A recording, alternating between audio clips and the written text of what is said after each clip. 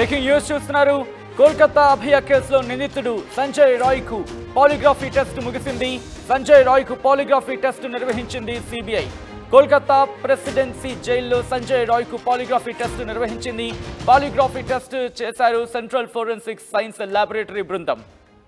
అంతకుముందు కేసులో తనను ఇరికించాలని కోర్టుకు చెప్పారు సంజయ్ రాయ్. తాను ఎలాంటి నేరం చేయలేదంటున్నారు సంజయ్ రాయ్. ఈ కేసులో అరెస్ట్ అయిన మాజీ ప్రిన్సిపల్ సందీప్ ఘోష్ తో పాటు ఆ రాత్రి ఆ వైద్యురాలితో కలిసి ఉన్న నలుగురు సహోద్యోగులకు కూడా పాలిగ్రఫీ పరీక్షలు నిర్వహించబోతున్నారు. దానికి సంబంధించి బ్రేకింగ్ న్యూస్ చూస్తున్నారు. కోల్కతా అభయ కేసులో నిందితుడు సంజయ్ రాయ్కి పాలిగ్రఫీ టెస్ట్ ముగిసింది. సంజయ్ రాయ్కి పాలిగ్రఫీ టెస్ట్ నిర్వహించారు సిబిఐ అధికారులు. కోల్కతా ప్రెసిడెన్సీ జైల్లో సంజయ్ రాయ్కు పాలిగ్రఫీ టెస్ట్ నిర్వహించారు. పాలిగ్రఫీ టెస్ట్ చేశారు సెంట్రల్ ఫోరెన్సిక్ సైన్స్ ల్యాబొరేటరీ బృందం. అంతకుముందు కేసులో తనని ఇరికించారని కోర్టుకు చెప్పి షాకింగ్ డెవలప్మెంట్ అని చెప్పుకోవచ్చు. సంజయ్ రాయ్ ఇచ్చిన స్టేట్మెంట్ తాను ఎలాంటి నేరం చేయలేదంటూ కూడా సంజయ్ రాయ్ చెప్పుకొచ్చాడు కోర్టులో.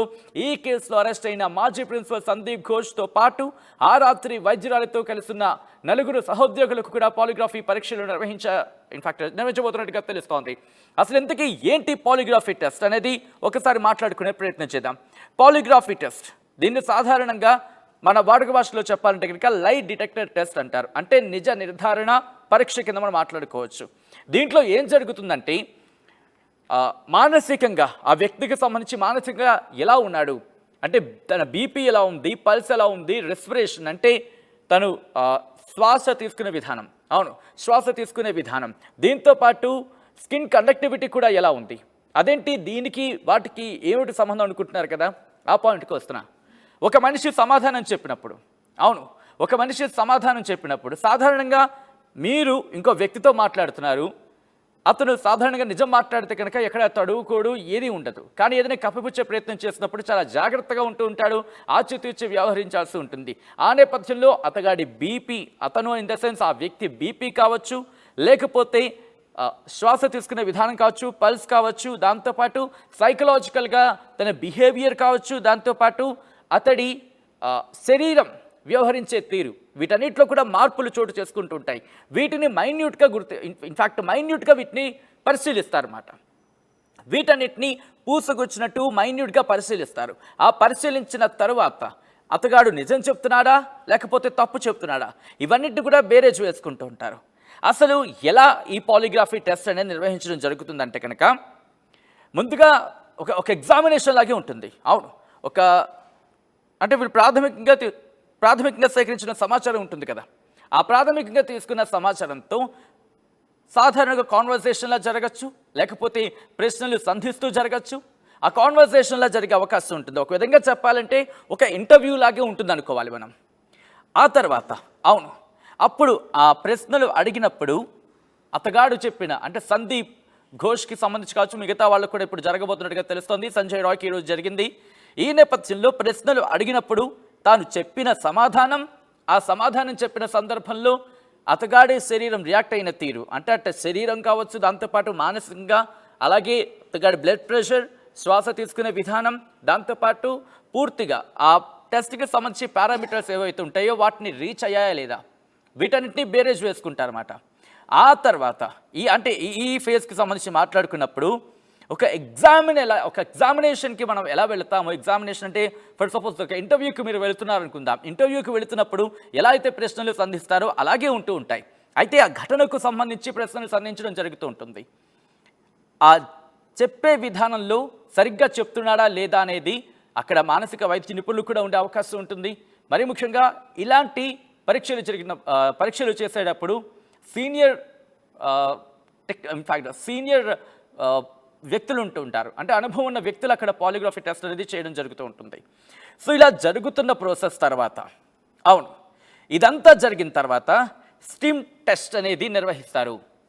అంటే అతగాడు నిజం చెప్తున్నాడా, అబద్ధం చెప్తున్నాడా, ఇవన్నీ బేరేజ్ వేసే ఆ పద్ధతి మాట ఇదంతా. ఆ రిపోర్ట్స్ అన్నిటినీ కలెక్ట్ చేసి నిజం చెప్పాడా అబద్ధం చెప్పాడా అనేది నిజం చెప్పాడా అబద్ధం చెప్పాడా అనేది బేరేజ్ వేసుకుంటూ ఉంటారు.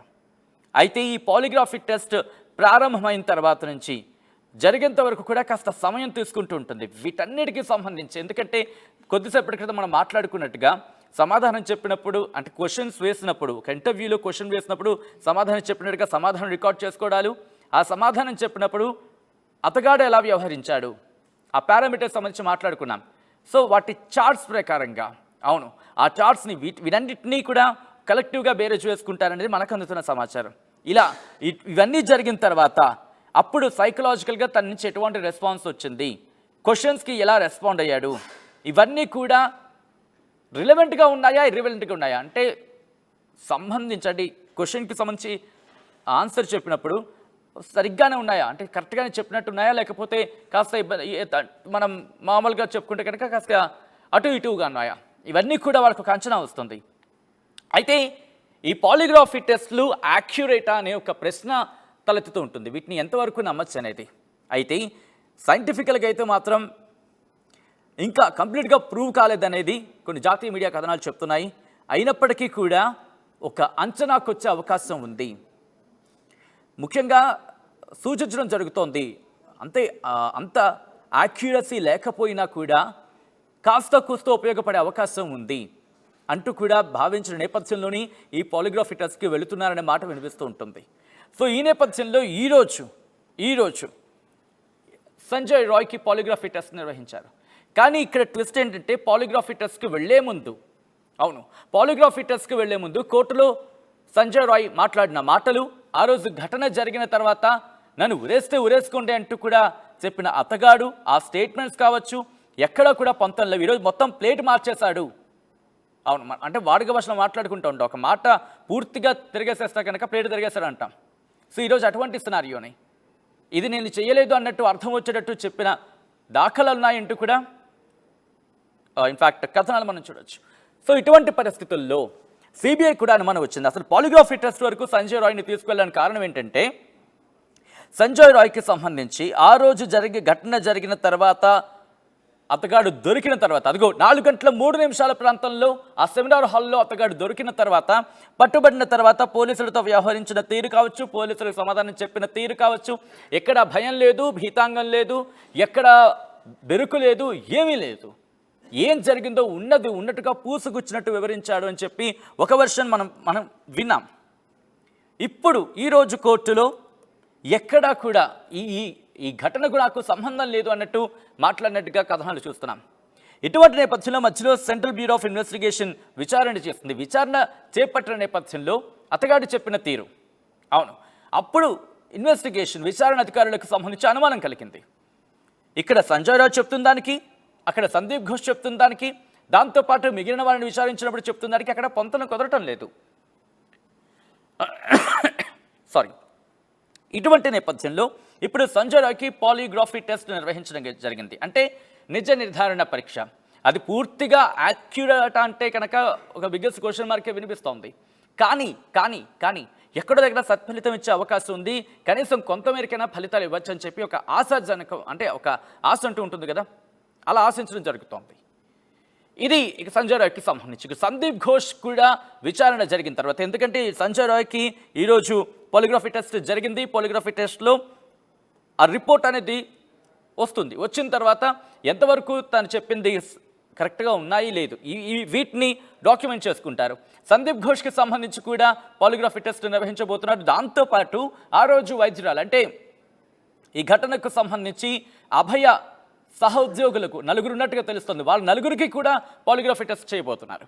వీళ్ళందరికంటే అటు 4, ఇటు సందీప్ ఘోష్, సంజయ్ రాయ్, ఈ 6కి పాలిగ్రాఫీ టెస్ట్ చేసిన తర్వాత వీళ్ళ రిపోర్ట్స్ని బేస్ చేసుకొని, క్వశ్చన్స్ని బేస్ చేసుకొని సమాధానం ఒక్కటిగా ఉందనుకున్న తర్వాత ఒకరు అడిగేసే అవకాశం కనిపిస్తోంది.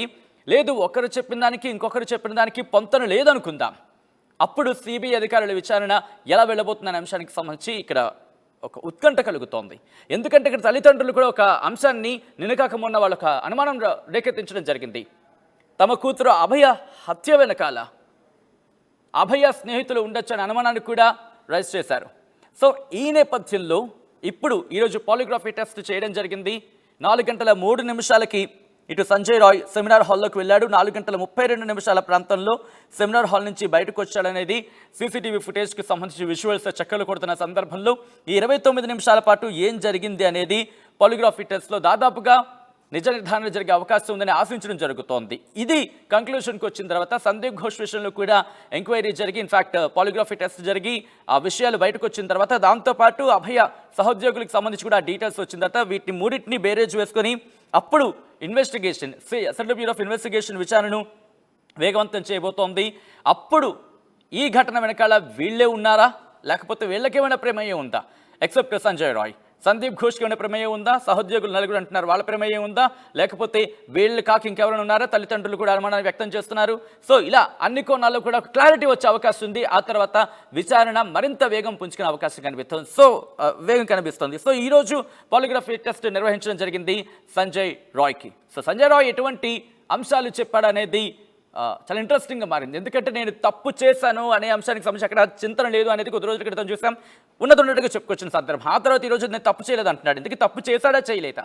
ఒకవేళ చేస్తే కనుక నేను ఒక్కడే ఉన్నారా, ఇంకా ఎవరైనా ఉన్నారా? ఇవన్నీ కూడా బహుశా ఇంకొక వారం రోజుల్లో ఒక కంక్లూషన్కి కాకపోయినా